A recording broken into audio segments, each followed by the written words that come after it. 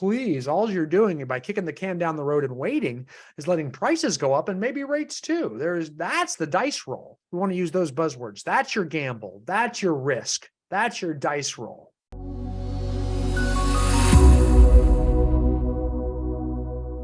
Hi, it's Brian Icenhower, and I'm going to tell you a few tips and techniques, and most importantly, some scripts for real estate agents to use. These are really talking points to help educate clients out there about how to visualize investing in real estate, even when they're selling a home, when they're buying a home, how to educate clients to give them the confidence they need to be able to move and buy and sell real estate or a home in an environment when interest rates are in flux, when they could go up and they can go down. We saw in 2022 and 2023, interest rates rise to new levels that they haven't risen to in 20 years. Prior to that, I'm dating myself. I've been in the industry for well over 30 years now, and we were used to. Prior to 9/11 in 2001, we were always, used to higher interest rates and interest rates that moved around quite a bit. So I think some of the concepts and scripts I'm going to tell you about, you got to kind of dig out of the closet a little bit. We haven't had to use them in the last 20 years since rates have, remained very, very steady and very, very low relative to history. Over the past, 50 years, our average interest rate is somewhere right around 8% for a 30 years amortized conventional loan. So now, we've seen rates, that used to be very steadily below 5% since 9/11 start to creep up north of that. And, who knows whether they're going to keep going up, and you never really know. It's very hard to predict interest rates. My dad was a real estate broker, a very intelligent man, a lot of finance and accounting and economic knowledge. And he'd always say, man, don't try to predict interest rates. If you could predict interest rates, you'd be a millionaire. So it's very hard to predict what interest rates are going to do. And if you start trying to make decisions around whether to buy and sell and time the rates as to when you're going to buy and sell because you're waiting on interest rates, it really is a fundamentally bad decision. So first of all, we as real estate professionals that advise clients need to get that concept in our head. Like, we're not manipulating, we're not panic selling, we're not doing anything like that. If you're trying to time the rate, you first must believe internally, because I don't want to have a bunch of salesmen, at least in the traditional salesman concept, where we think of a car salesman who's just trying to make the sale that's not necessarily in our client's best interests. I always want you to do what's in our client's best interest, and I firmly believe buying in real estate sooner rather than later is always a better deal, especially as it pertains to interest rates, because home prices have gone up in value steadily over the last 100 years. Even little dips backwards, which are real little dips, like in the Great Recession of 2006, 7, 8, and 9. It only took a few years for the median home price to get right back above where it started. And for the most part, everybody got their equity back. So home prices do go up. So waiting in any way, shape, or form just means that home prices are going to keep going up. Trying to time these little tiny dips that happen, because they go up and down all the time, but only during the Great Depression and the Great Recession, which are about 100 years apart, did we see any substantial price decrease that lasted more than a year, or just those two times. And it wasn't much more than a year in both cases. Both times the median home price came back, because when you have a recession, typically there's less building, there's less supply. When there's less supply, prices go up. So it usually naturally rebounds very, very quickly. And in those two cases, the slowest two times in history, they still rebounded within a few years. Other than that, prices have never gone down for more than a year straight. And they're certainly not doing that in 2022, where they went up 10%. In 2023, we're already seeing more appreciation over the course of that year as well, too, based on the national median home price. Now, there are certain locations where you might be overvalued a little bit and it comes back a little bit. But again, usually over the course of an entire year's appreciation, I think in most places, you're going to see prices go up just about everywhere. That's what our clients, we represent many of the highest producing agents, coaches, team leaders, broker managers across North America. And into spring of 2023, we've seen nothing but home price increases in just about every single market we're in because of lack of supply. So hopefully you can feel that and you can understand that, because if they're just waiting on the interest rate, that's kind of a knee-jerk statement, because moving's tough. If you think about yourself moving, I just am like, oh man, because I hate the idea of moving. I gotta pack, I gotta like straighten the house up, I gotta let people through my house, I gotta look for a place to buy, then I gotta move. It's a freaking nightmare. Gotta meet with lenders. I mean, there's just all this, just a hassle. And when there's a lot of work to be done, a tough activity, man, we just don't want to do it. You know what I mean? We just don't want to do it. Like I want to get in shape. I don't want to go to the gym. I don't want to join a gym. I got to lose weight. I got to start eating healthy. I don't want to do that either. That's effort. I don't want to do sit-ups. I don't want to eat broccoli, all that kind of stuff. It's no fun. So naturally speaking, we're going to push away from the pain associated with those activities that are ultimately going to get us the results we want, because the pain usually comes first before the result. So our knee jerk is to push away. And I'll always use this example. You see this, a test that we all fall for. Anytime you walk into a department store, you walk into Nordstrom's or any big department store, they're usually big enough to have a greeter up front who says, "Hi, welcome to Nordstrom's. Can I help you with anything?" And we always say the same thing. "No, I'm just looking." But we're never just looking. I mean, unless you're my mom. I'm never looking when I go to a department store. I actually have a plan to find something there. And quite frankly, that person, that greeter, can probably tell me where to go in that big department store a lot faster than I can figure it out. But our knee jerk is to not stop. We're there. We finally parked. We're in the store and we want to go. This is fun. I'm here. The air conditioning hits me. Last thing I want to do is stop and have some small talk with a stranger greeter. So our knee jerk is to actually push away and actually lie. "No, I'm just looking." That's our gut reaction to help. And it's very easy for a home buyer, seller to say, "I don't want to move." And they can use interest rates as the reason to justify not having to go through all those uncomfortable steps associated with moving. It's really easy. You can say, "Hey, I don't want to, I don't want to have to pack now. I don't have to like meet with an agent. I don't have to have an agent over. I don't have to straighten up the house. I don't have to fix the stupid repairs around here. Don't have to meet with a lender. Don't have to move, find a house, let people come through the house. Oh, I don't have to do any of that. If I can just say the interest rate's the reason we're not going to do it, now I can be lazy and do nothing and change nothing." Because as humans, we are just adverse to change, breaking our ruts, breaking our habits, changing our rituals. It's very hard for us to change. And so interest rates become that knee jerk. And it's very important if someone has goals about getting to a new neighborhood, getting in a better school district, investing more in real estate, because you got to realize if someone's in a house that's $400,000 and they want to buy a house that's $750,000, they're going to own a lot more real estate if they trade up. And having more real estate just gets you more assets over time. After 10 years, the $750,000 property is going to make them a lot more money than the $400,000 property, almost twice as much. So they're getting more invested. They're taking more of their money and investing it in real estate, which long-term has historically always been good. Always been good. So with that being said, they need to be buying now and not waiting and timing anything. So I know what you're saying. All right, Brian, I get it. I'm with you. How do we tell them when they tell us, "Hey, I'm waiting on the rates"? Well, this is where I want to get with you here. Really what I do is I break it down into 4 points. Okay. So what I'll do is when they say, "Hey, I just kind of want to wait. I'm not comfortable with the rates. I want to see what's going to happen with the rates right now."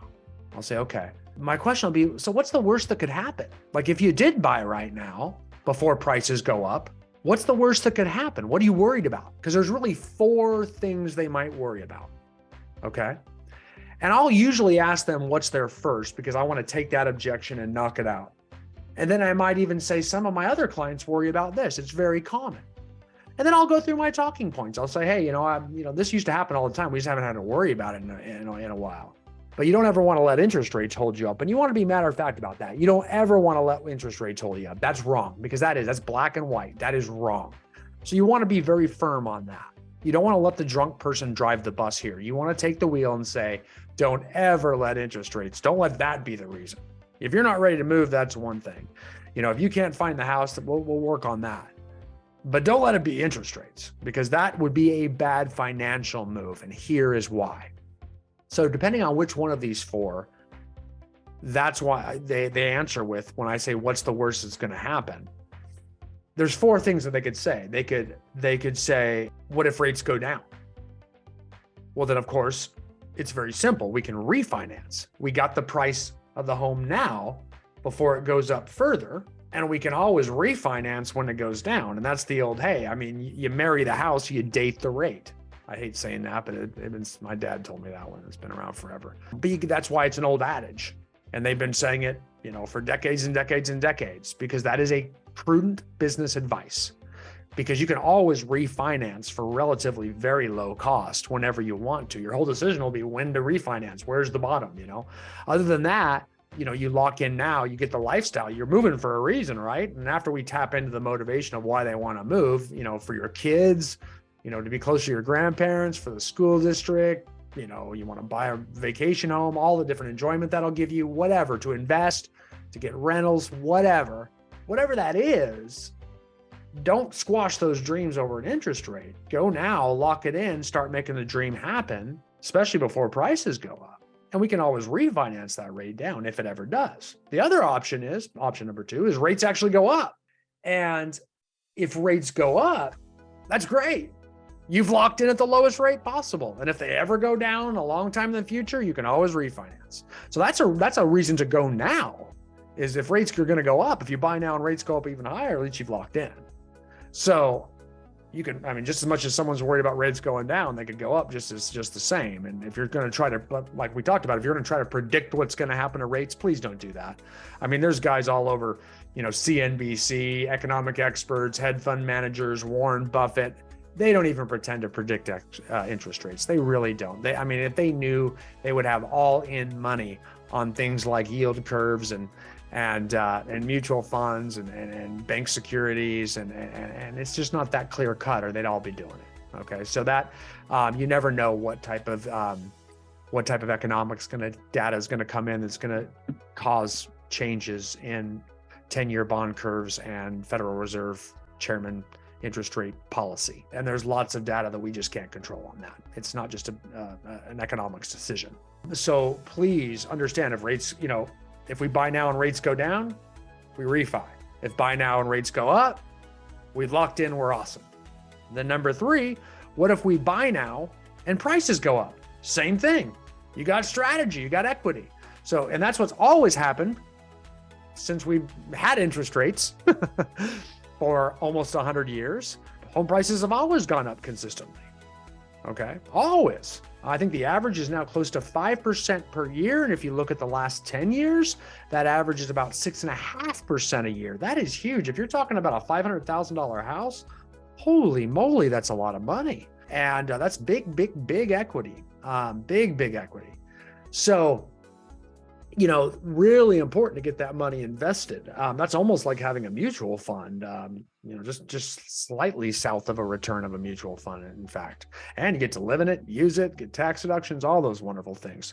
So that's the other thing that can happen. And there's the fourth thing that can happen. You could buy now and prices go down. Well, we talked about that. It's only happened twice in history where prices have gone down for more than a year. The national median home price caught back up, went down and came back up to get the average person's equity back within 3 to 4 years. We know that the average person lives in a home for 5 years in this country. So my question to them would be, if you really think you think we're heading towards a great recession or depression, do you intend to live in the house for more than a few years? Because if the answer is yes, might as well get there and mitigate all your other risk. Because if your intention, because everybody intends to live in a house for more than 3 years when they first buy it. It just is what it is. And other things might happen in their life to cause them to change. It won't be because the house's fault, and it wouldn't be part of their plan anyway. So it's hard to plan for the chaos and the uncertainty of what may come down the road. But for now, at least you're getting into real estate sooner rather than later. So if you're going to live in it for 3 years, you've got the worst case scenario. That is probably the worst case scenario, is home prices do go down. Even though it's only happened twice in the last 100 years, and only happened for a few years, and we still have an average of 6% appreciation every year. Even if we take those 2 depression recessions into consideration, that's the worst that could happen. And if you live in the house for a few years, it doesn't affect you at all. You're right to where you started. And even trying to time when to buy at the end of that would be hard. So that's why I ask them, what's the worst that could happen? And I attack one of those four. And then I explain the other three and just say, so there's really no scenario where you should wait to buy because of interest rates. If you're going to move for the lifestyle and then move for the investment into real estate. The interest rates are always variables. They are in flux and we can always refinance them. It's always better to buy sooner. The only time it might matter, guys, there's only one exception. I'll tell them this too, is if you're buying a home and you plan to flip it in 6 to 12 months. That's the only time it might matter. I mean, I still don't think it does, just because, you're buying before and it usually goes up in price. So I think generally speaking, most flippers are still flipping it mad when interest rates are in flux. But I mean, I guess, it could matter. The interest rate certainly doesn't matter for 6 to 12 months. It only impacts your carrying cost about any, debt service payments for 6 to 12 months. So it doesn't have that, interest rates aren't that big of a player in your margin for that short of a period of time. That's the only plan. Only time you might think about it. But again, that's just prices going down. And I don't, we got a shortage of supply across this country. I do not see that changing anytime soon to dramatically, initiate some sort of tremendous price decrease. Because if there's not enough supply, sorry guys, I don't care about demand as it relates to supply. If there's not enough supply, prices will be stable or go up. That's just what's going to happen. That's kind of one of the principal rules of economics, despite everything you hear about affordability and things like that. Okay. So it is what it is. Supply and demand rules, and supply is more important than demand. That's why we call it supply side economics. So even if demand decreases, if there's no supply, prices still should increase, right? So that's the idea. So it's important to educate, okay? You don't need to take as much time as I did with you, obviously. I would just start with that script. What's the worst that could happen? And then they're going to come with one of those four.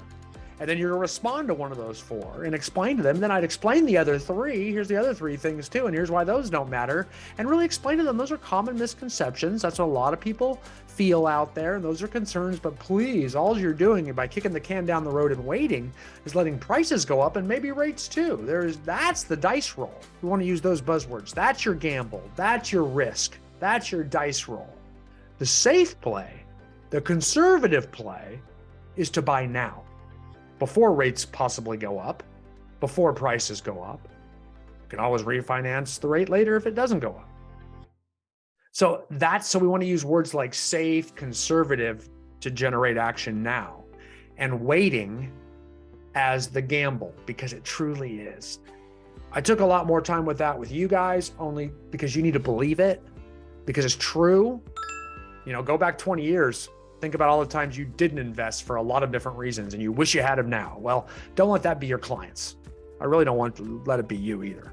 So that's the idea. You got to give your clients confidence, especially when there's not a supply. We've got competitive offers out there. They got to have the confidence to be able to make strong offers that get accepted. So give it to them. Give it to them. I hope this helps, guys, increase that buyer urgency and let them not hold back and wait because of interest rates. All right, guys, thanks for being on the podcast today. Can't wait to see you on the next episode.